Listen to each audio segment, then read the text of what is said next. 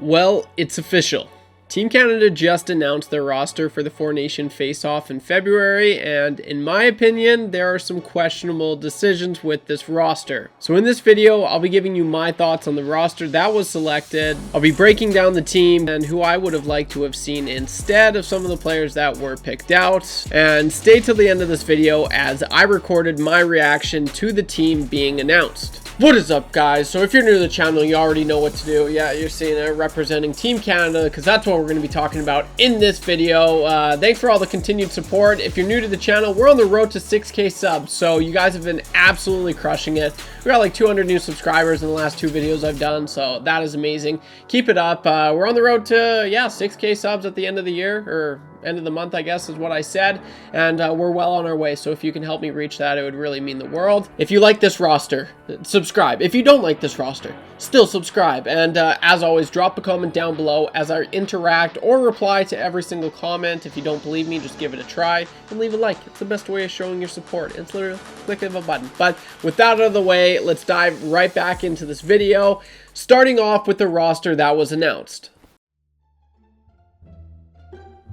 Okay, so, I mean, I've got it right in front of me. Starting off from the top, you've got forward Sam Bennett. Okay, interesting, and I'll show the graphic as well. Anthony Cirelli, you got Sidney Crosby, Brandon Hagel, Seth Jarvis, Travis Konechny, Nathan MacKinnon, Brad Marchand, Mitch Marner, Connor McDavid, Braden Point, Sam Reinhart, and Mark Stone. On defense, you got Cale Makar, Josh Morrissey, Colton Parayko, Yikes, Alex Pietrangelo, Travis Sanheim, who the hell are you, Shea Theodore, Devon Taves to finish things off on defense. And going to the bread and butter of Team Canada, the one that's really going to help Canada win gold in this tournament, you got Jordan Bennington, you've got Sam Montembeault, right? And you've got Aiden Hill. Okay, yeah, so that is the roster. Okay, initial thoughts. I'm just looking at this roster right down. That's why I'm looking down. You've got Sam Bennett. This kind of counters the Matthew Tkachuk, the Brady Tkachuk. Yes, I guess I get you need some physicality, and that's kind of what they're doing with this. He's kind of a shutdown guy. I think I would prefer Sam Bennett over Tom Wilson. I'm all for having one of these guys. You need one of these guys on your teams. I prefer Sam Bennett because he does, you know, with Tom Wilson, I know he was kind of in the rumblings for the last 2 weeks here. That guy's one shift away, one hit away from just being out of the tournament as a whole, just because he is so reckless on the ice. So you got Sam Bennett, he plays with a little bit more discipline. I don't mind that. Anthony Cirelli. This was a name that totally popped out maybe 2 weeks ago was the first time I heard of it. Initial thoughts, meh. I really don't like it. And I just listened to John Cooper right now. They were talking about Luke Gazdic asked him about Anthony Cirelli, and you know if it was a little bit of a homer pick because he does watch him, and he's like, no, he deserves to be on this team. But I'm sorry, if John Cooper is the coach of the frickin' Vancouver Canucks, Anthony Cirelli is not on this team, and that's kind of my thought on it. That's my 2 cents. You got Anthony Cirelli on there, and you're missing out on the likes of John Tavares, who you know I told you, I teased at the beginning of this video. I'll be giving you my predictions, what I would have liked to have seen.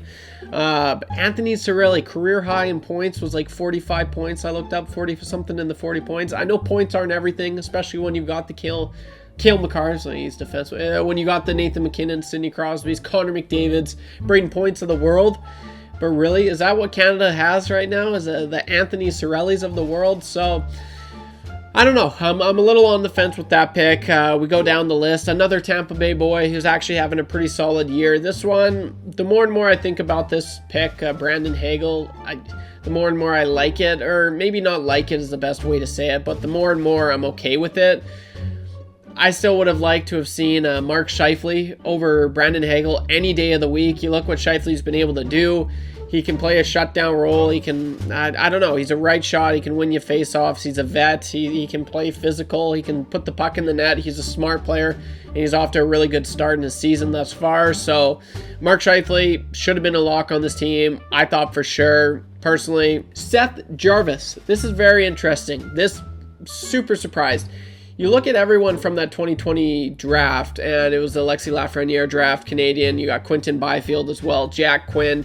You've got Dylan Holloway. You know, there's some, like, I'm just surprised out of everyone from that draft, Seth Jarvis has become, like he's the best Canadian thus far. Like he's ready. I don't know. Just looking at the points as well. Like he's not a point per game player right now. I'm blown away that he's on this team. I was so shocked to see this guy over the likes of Connor Bedard. I know Connor Bedard's having a bad start, but I mean Connor Bedard when he's repping Team Canada, like he's one of the best players to ever do it in the World Junior. So he's younger, yes, but he's like 3 years younger than Seth Jarvis, and I don't think he's a worser player. I don't know. I know it's a slow start and you can play your way off this team. They probably had him on this team, but you got to look at who he's playing with right now in frickin' Chicago. So very surprised with that. You got Travis Konechny. Don't mind that at all. A little bit more grit. He can do everything. He'll probably be on your PK as well. And then obviously you got your no-brainers and Nathan McKinnon, Brad Marchand. I still think he can bring it. Mitch Marner, Connor McDavid, Braden Point, Sam Reinhart, Mark Stone. All those players I'm okay with. I really am. All those players are solid players. The only question marks I have, Cirelli, Brandon Hagel, Seth Jarvis. Like as far as forwards go, those forwards I'd have out. Replacing it, Zach Hyman, John Tavares, Mark Scheifele. I'd take my three in. Those three go on the team, and those three come out. I don't know. I don't even think it's necessarily close. So obviously they've been talking about this, and they've been scouting since July of last year, since when they announced the rosters or that this was going to be a thing. They've been scouting. I'm very surprised with those selections. Okay, let's move on to defense. Obviously, you've got Cale Makar, who's a lock. You've got Josh Morrissey, who's a lock. You've got Pietrangelo, who I don't mind that. You've got Shea Theodore, who's a lock, and you've got Devon Taves, who's a lock.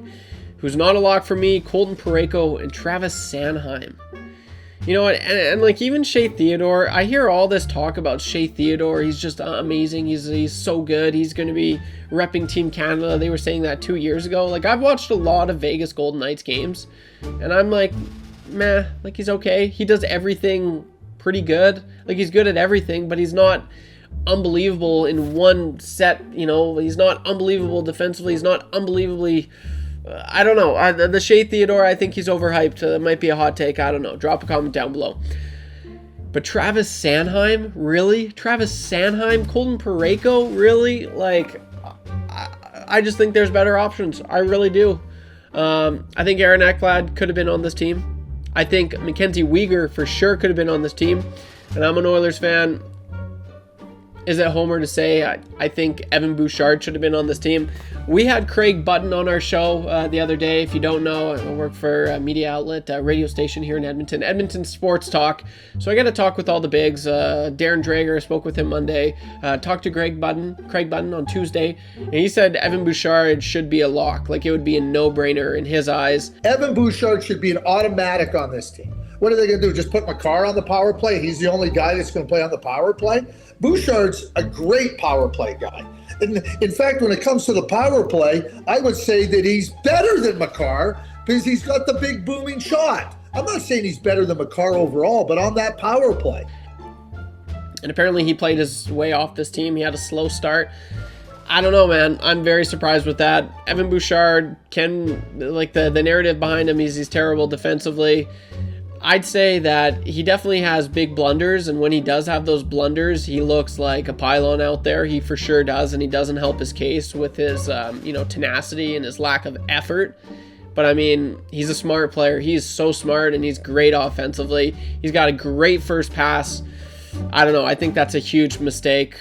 They want a big body. I get that, but at least Travis Sanheim out, Evan Bouchard in. Like, I'm okay with keeping Colton Parayko in, I guess, but Travis Sanheim, you're telling me he's better than Evan Bouchard?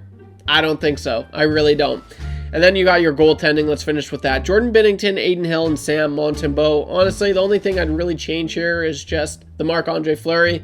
He's like 3 seasons shy of the Vezina. He's still got it. You look at his numbers this year. He has 6 games played. He looks pretty good still. Pretty respectable numbers. And it's more so just a veteran presence. He was there for the 2014 Olympics, I believe. I'm pretty sure he was there for the 2018 or 2016 World Cup, whatever. So you need that experience, I think. And I know the counter arguments, Jordan Binnington won the cup, so did Aiden Hill. But I don't know. I still like the idea of Marc-Andre Fleury being on that team as opposed to Sam Montembeault. Just because you never know. You don't necessarily, and I'll say this, you see this in international tournaments a lot, you don't necessarily need to have the best goalie. You need the goalie that's just hot. And who knows, the Team Canada could have that right now. They could have that. Who knows? Jordan Bennington, he's a streaky goalie. He could be lights out. Same with Hayden Hill. Same with Montembeault. You just need the goalie that's hot. It could be one of those three. So I'm okay with their goaltending, really. I would have liked a locker room presence guy for Marc-Andre Fleury, and that's kind of why I said that. So just looking at my team. So yeah, just looking at the players, I'll just quickly rattle this off. I've got Reinhart, McDavid, Marner, who have made the team. I got Marchand, Crosby, McKinnon, who made the team. Konechny, Point, and Hyman, all those guys made the team except for Hyman. And then the third line, you've got fourth line, John Tavares, Mark Stone, and Mark Scheifele. I think that's a sick fourth line. And then defense, I would have kept the same. I probably just would have taken Travis Sanheim out and put in Evan Bouchard or Aaron Ekblad or Mackenzie Weegar. And that's all I would have done for defense. And so that's pretty well the roster that I would have put out, I would have iced out there. But what are your guys' thoughts? I'm very curious. I'm going to be doing a lot of these videos. I've got a video of the USA roster. Going to be dissecting that. Because, I mean, USA, man, it's crazy how good they've gotten. They've always been pretty respectable, but from comparing it to the 2016 World Cup roster to this roster, it's night and day. They have gotten so good in that 8-year span. It's really impressive what they been able to put together. So really, this tournament's just going to be between Canada and USA.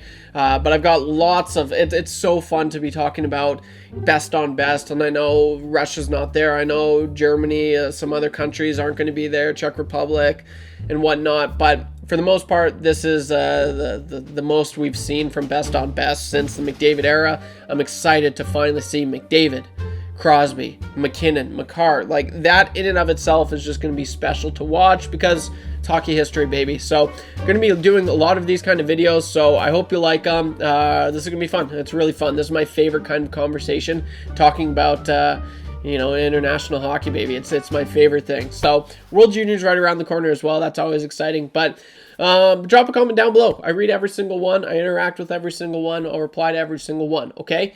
Leave a like. It's the best way to show your support. I'll see you in the next one. Don't be average when you can be above average. Peace.